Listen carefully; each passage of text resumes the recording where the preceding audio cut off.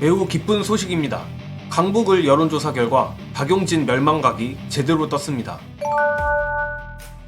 미디어 트리뷴 의뢰 리얼미터에서 조사한 서울 강북을 선거구 여론조사가 떴습니다.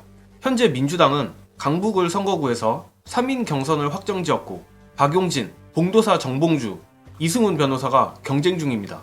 그런데 오늘 강북을 여론조사에서 박용진 42.6%, 정봉주 35%, 이승훈 10.7%가 나온 것입니다.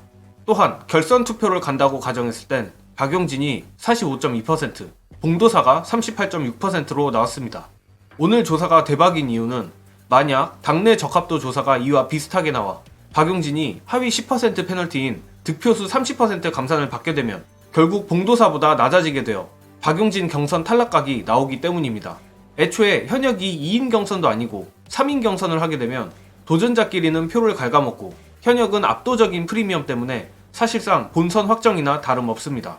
그럼에도 박용진은 본인에게 유리한 3인 경선 체제에서 압도도 못하고 오히려 지지층 대상으로 한정하면 크게 뒤지고 있습니다. 그러나 이 정도 나온 것도 제가 보기엔 박용진으로서 선방했다고 보는데, 박용진이 민주당 지지층에게는 허구한 날 해당 행위나 하는 수박으로 알려져 있지만 민주당 의원들 중에선 지역구 관리를 손꼽힐 정도로 잘하는 정치인으로 지역에선 꽤나 방구를 끼는 편입니다. 민주당 지지층의 압도적 분노가 눈에 보이는 이번 조사에서조차 그나마 그간의 지역구 관리로 전체 적합도에서는 앞서 있는 것이라 보입니다.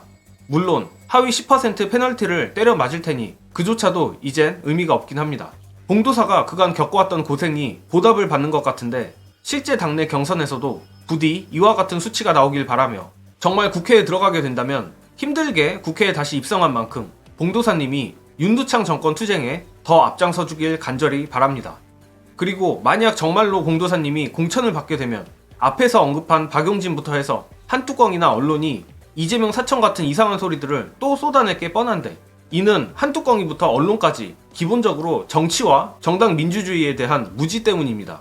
언론이 쏟아내는 민주당을 향한 이재명 사천 프레임이 극도로 무지몽매한 선동인 이유 보시고 이어가겠습니다. 이재명 대표가 공천으로 자기 이 변호사비를 대납하고 있다. 이 얘기는 뭡니까? 이게 그 조상호 변호사라는 사람이 한 것 같은데요. 네. 조상호 변호사가 여론조사 잘 나오는 걸 모르는 모양이에요. 네. 정당이라는 것이 이분이 보기에는 엉터리 같을지 모르겠지만은 기본적으로 여론조사에 기반합니다. 그러다 보니까 저희가 늘 여론조사를 들여다보고 여론조사가 왜 이렇게 움직였습니까? 여론조사 분석을 하잖아요. 여론조사가 잘 나오지 않으면요, 친명이 아니라 이재명 대표 아버지라도 공천 줄 수 없어요. 여론조사는 지금 정당 민주주의와 정당 운영의 가장 기본입니다. 그 기본에 의해서 여론조사가 잘 나왔기 때문에 그 사람을 경선 후보로 붙여준 것이다. 이렇게 해석해야 됩니다. 일부 민주당 의원들 중에 왜 내 지역구에 내 이름 빼고 여론조사 돌렸어 이러는데, 네. 정당이 당연히 하는 거예요. 자기보다 경쟁력이 있는 사람을 넣어볼 수 있는 겁니다. 네. 근데 예를 들자면 이런 겁니다. 그 현역 의원보다 다른 사람이 넣었을 때 비슷하게만 나오면 다른 사람이 나온 거예요. 왜냐하면 현역 의원은 거기서 없으니까. 오랫동안 했던 사람이 네. 다른 사람은 여기서 활동도 안 했는데 비슷하게 나오잖아요. 이 사람이 확장성의 가능성이 있는 거예요. 그러네요. 그런 전략적 판단을 정당은 늘 해야 되는 겁니다. 네. 그렇지 않으면 정당 사무처가 왜 필요합니까? 그렇죠.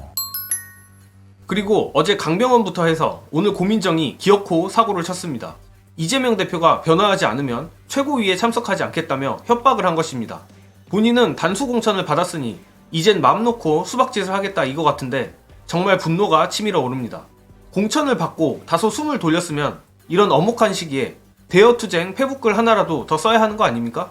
청와대에서 같이 근무한 임종석 낙하산 꽂자고 선거를 말아먹으려 하는데 이런 자가 민주당에서 단수 공천을 받았습니다.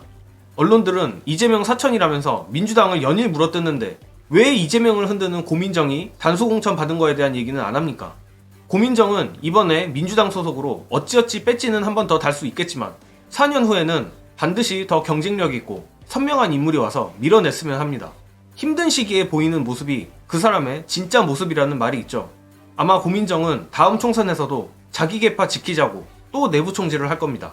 부디 민주당과 민주진보 시민들이 윤두창 정권이라는 거대악을 척결한 이후에는 이번 공천 시기에 내부 총질로 온갖 난동을 부린 자들을 잊지 말고 다음 총선에서라도 꼭 심판했으면 합니다. 저는 이만 물러가겠습니다. 시청해주신 여러분 감사합니다.